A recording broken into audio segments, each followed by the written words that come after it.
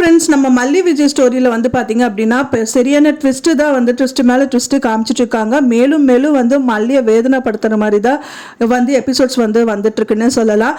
இந்த போதும் பெண்ணை சித்தி வந்து பார்த்தீங்க அப்படின்னா அவங்க வந்துட்டு விஜய் கேட்குறாரு, எப்படியாவது ஏதாவது பண்ணுங்கிற மாதிரி ஹெல்ப்பு கேட்குறாங்க. ஆனால் வந்துட்டு அவங்க ஒரு பேப்பரில் சைன் பண்ணியே கொடுத்துட்டாங்க அப்படின்னு சொல்லலாம். அது மெயினாக வந்து பார்த்திங்கன்னா வந்துட்டு அவங்களோட கம்ப்ளைண்ட்டாக தான் இருக்கும் அப்படிங்கிற மாதிரி தான் எதிர்பார்க்கப்படுது. அது மட்டும் இல்லாமல் வந்து பார்த்திங்கன்னா கதிரேசனும் இவருக்கு ஒரு செக் பாயிண்ட் வைக்கிறாரு விஜய்க்கு.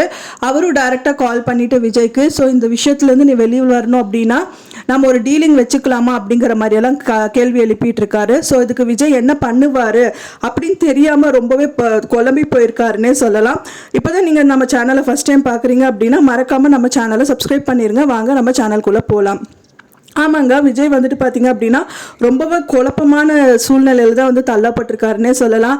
ஏன்னா ரெண்டு பக்கமும் இடி அப்படிங்கிற மாதிரி வீட்டில் இருக்கிறவங்களும் சதி வேலை பண்ணுறாங்க. அது மட்டும் இல்லாமல் கதிரேசனும் விட்டு வைக்கிறதா இல்லை.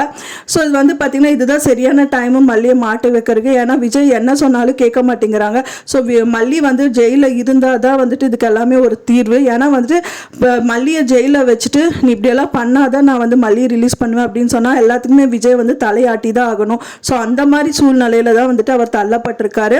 போதும் பெண்ணை சித்தி வந்துட்டு அவங்க கம்ப்ளைண்ட்டை வந்து வாபஸ் வாங்கிட்டாங்க அப்படின்னா வந்துட்டு எந்த பிரச்சனையுமே வராது. ஆனால் வந்துட்டு கதிரேசனும் ஒரு பக்கம் கால் பண்ணிட்டு ஒரு டீலிங்னு வச்சுக்கலாமா அப்படிங்கிற மாதிரி சொல்கிறாரு. ஸோ நான் வந்து மல்லியை ரிலீஸ் பண்ணுறேன், ஸோ ஆனால் வந்துட்டு வெண்பா பாப்பா வந்து அவருக்கு கொடுத்துடணும் அப்படிங்கிற மாதிரி கண்டிப்பாக டீலிங் வைப்பார். அந்த இவங்களும் வந்து பார்த்தீங்க அப்படின்னா வந்துட்டு மல்லி வெளியில் வரணும்னா நீ ரஞ்சிதாவை கல்யாணம் பண்ணிக்கணும் அப்படின்னு சொல்லிட்டு போதும் பெண்ணை சித்தி அப்படி சொல்கிறதாவும் இருக்கலாம். ஸோ இந்த ரெண்டு டீலிங்கும் இருக்கிறதா தான் இருக்கும் அப்படின்னு நான் எதிர்பார்க்குறேன் ஃப்ரெண்ட்ஸ். கண்டிப்பாக இதுக்கு வந்து விஜய் ஓகே சொல்ல மாட்டார். ஏன்னா வெண்பா பாப்பாவும் விடுறதா இல்லை, மல்லியும் இவர் விடுறதா இல்லை. ஸோ அதனால வந்து ரெண்டு பேருமே வேணும் அப்படின்னா கண்டிப்பாக அவரோட உண்மை இதுக்கு உண்மை என்ன அப்படிங்கிறது கண்டுபிடிச்சி தான் ஆகணும். ஸோ அதுக்கான முயற்சியில் தான் அவர் ஈடுபடுவார் அப்படிங்கிறத எதிர்பார்க்கப்படுது.